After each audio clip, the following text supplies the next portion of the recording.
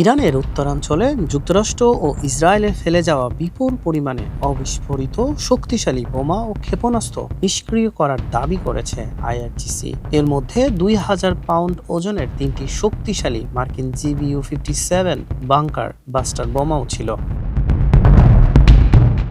ইরানের জানজান প্রদেশে বড় ধরনের অস্ত্র নিরস্ত্রীকরণ অভিযান পরিচালনা করেছে আইআরজিসি। দেশটির আধা সরকারি বার্তা সংস্থা তাসনিম নিউজের বরাতে জানা যায়, এই অভিযানে ৯,৫০০-র বেশি বোমার খণ্ড এবং কয়েক ডজন অবিস্ফোরিত রকেট ও ক্ষেপণাস্ত্র শনাক্তের পর ধ্বংস করা হয়েছে।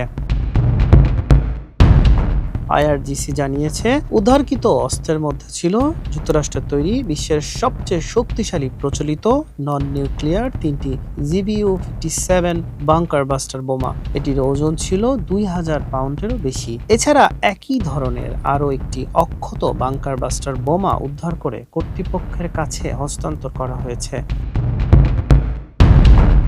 জানজান প্রদেশের জনসংযোগ দপ্তরের এক বিবৃতিতে বলা হয়, মার্কিন F-15, F-16 এবং F-35 যুদ্ধবিমান থেকে এসব হামলা চালানো হয়েছিল। এসব অস্ত্র টার্গেটে আঘাত করলেও বিস্ফোরিত হয়নি। ৫২টি রকেট এবং ১০টিরও বেশি ক্ষেপণাস্ত্র নিষ্ক্রিয় করা হয়েছে। এছাড়া ৫০০ পাউন্ড ওজনের একটি দূরপাল্লার ক্রুজ মিসাইল এবং একটি GB-39 ক্রুজ ক্ষেপণাস্ত্র শনাক্ত করে ধ্বংস করা হয়।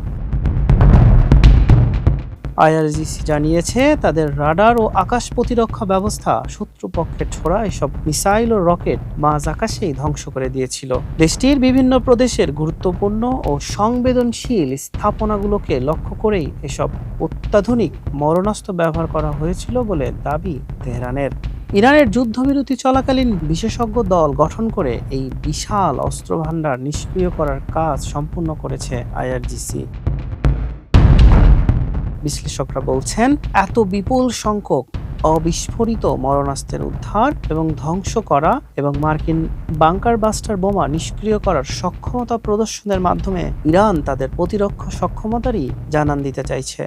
হাসান শাহরিয়ার, মানবকণ্ঠ।